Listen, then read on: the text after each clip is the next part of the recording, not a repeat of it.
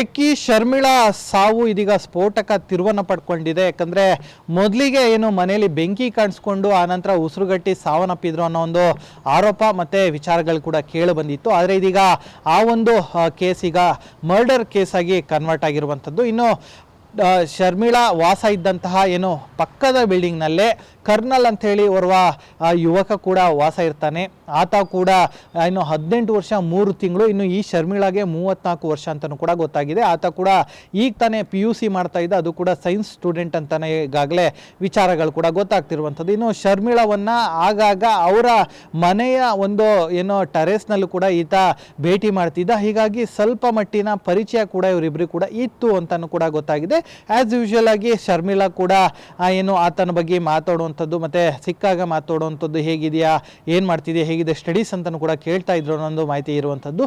ಇನ್ನು ಈತ ಕೂಡ ಇಲ್ಲಿ ನೀರು ಆಫ್ ಮಾಡೋದಕ್ಕೆ ಮತ್ತು ಸೋಲಾರ್ ನೋಡೋದಕ್ಕೆ ಮತ್ತು ಟೆರೆಸ್ಗೂ ಕೂಡ ಆಗಾಗ ಬರ್ತಾ ಇದ್ದ ಅಂತಲೂ ಕೂಡ ಗೊತ್ತಾಗಿದೆ. ಇನ್ನು ಇದೇ ತಿಂಗಳ ಜನವರಿ 3ನೇ ತಾರೀಕು ಕೂಡ ಆತನಿಗೆ ಶರ್ಮಿಳಾ ಮೇಲಿನ ವ್ಯಾಮೋಹ ಕೂಡ ಜಾಸ್ತಿ ಆಗಿದೆ.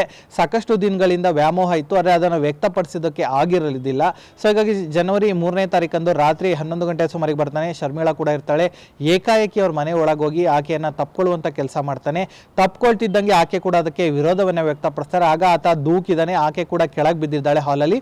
ಬಿದ್ದಂಥ ತಕ್ಷಣ ಏನೋ ಆಕೆ ಮೇಲೆ ಏನೋ ಲೈಂಗಿಕ ದೌರ್ಜನ್ಯ ಕೂಡ ಎಸಗಿದಾನೆ ಅನ್ನೋ ಮಾಹಿತಿ ಇದೆ. ಆದರೆ ಅದ್ರ ಬಗ್ಗೆ ಈಗಾಗಲೇ ಪೊಲೀಸ್ ತನಿಖೆಯನ್ನು ಮಾಡ್ತಿದ್ದಾರೆ. FSL ರಿಪೋರ್ಟ್ ಕೂಡ ಬರಬೇಕಾಗಿದೆ.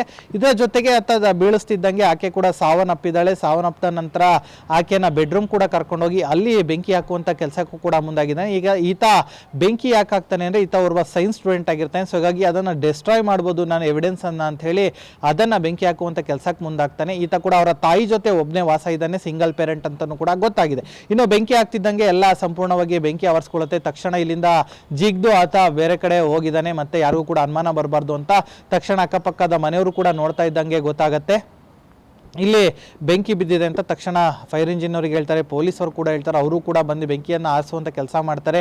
ನಂತರ ಏನು ಮೃತದೇಹವನ್ನು ಕೂಡ ಶಿಫ್ಟ್ ಮಾಡ್ತಾರೆ. ಆ ನಂತರ ಪೊಲೀಸರು ಕೂಡ ಒಂದು ಅನುಮಾನ ಮೂಡಿರುತ್ತೆ, ಏನು ಸಾವನ್ನಪ್ಪಿರುವಂಥದ್ದು ಇಲ್ಲಿ ಬೆಡ್ರೂಮಲ್ಲಿ ಅಲ್ಲ ಹಾಲಲ್ಲಿ, ಆದರೆ ಏನು ಬೆಡ್ರೂಮ್ಗೆ ಬಾಡಿ ಹೇಗೋಯ್ತು ಅಂತೇಳಿ. ಸೊ ಅಲ್ಲಿಂದ ತನಿಖೆ ಶುರುವಾಗುತ್ತೆ. ತನಿಖೆ ಶುರುವಾದ ನಂತರ ಟವರ್ ಡಂಪನ್ನು ತಗೊಳ್ತಾರೆ. ಆಕೆಯ ಮೊಬೈಲ್ಗೂ ಕೂಡ ಈತನ ಸಿಮ್ ಕಾರ್ಡ್ ಕೂಡ ಹಾಕಿರ್ತಾನೆ. ಸೊ ಹೀಗಾಗಿ ಅದರಲ್ಲೂ ಕೂಡ ಏನೋ ಟ್ರೇಸ್ ಮಾಡ್ತಾರೆ. ಆ ನಂತರ ಈತನ ಸಿಮ್ ಕಾರ್ಡ್ ಅಂತ ಕೂಡ ಗೊತ್ತಾಗುತ್ತೆ. ತಕ್ಷಣ ಪೊಲೀಸರು ಆತನನ್ನು ಅರೆಸ್ಟ್ ಮಾಡಿ ಏನೋ ಅವರ ಶೈಲಿಯಲ್ಲಿ ವಿಚಾರಣೆ ಮಾಡಿದಾಗ ಗೊತ್ತಾಗುತ್ತೆ ಈತ ಕೊಲೆಯ ಆರೋಪಿ ಅಂತ ಹೇಳಿ. ಸೊ ಹೀಗಾಗಿ ಈತ ತಾನು ಮಾಡಿದಂಥ ತಪ್ಪಿಗೆ ಈಗ ಜೈಲು ಶಿಕ್ಷೆಯನ್ನು ಕೂಡ ಅನುಭವಿಸ್ತಾ ಇದ್ದಾನೆ. ಒಟ್ಟಿನಲ್ಲಿ ಈ ರೀತಿಯಾದಂಥ ಕೃತ್ಯದಿಂದ ಏನು ಈಗಿನ ಯುವ ಪೀಳಿಗೆ ಸಾಕಷ್ಟು ಎಚ್ಚೆತ್ತುಕೊಳ್ಬೇಕಾಗತ್ತೆ. ಯಾಕಂದರೆ ಸಣ್ಣ ಪುಟ್ಟ ಅವಘಡದಿಂದ ತಮ್ಮ ಲೈಫನ್ನೇ ಹಾಳು ಮಾಡ್ಕೊಳ್ತಿದ್ದಾರೆ ಅಂತಲೇ ಹೇಳ್ಬೋದು. ಕ್ಯಾಮ್ರಾ ಪರ್ಸನ್ ಸಚಿನ್ ಜೊತೆ ಅಜಯ್, ಗ್ಯಾರಂಟಿ ನ್ಯೂಸ್, ಬೆಂಗಳೂರು.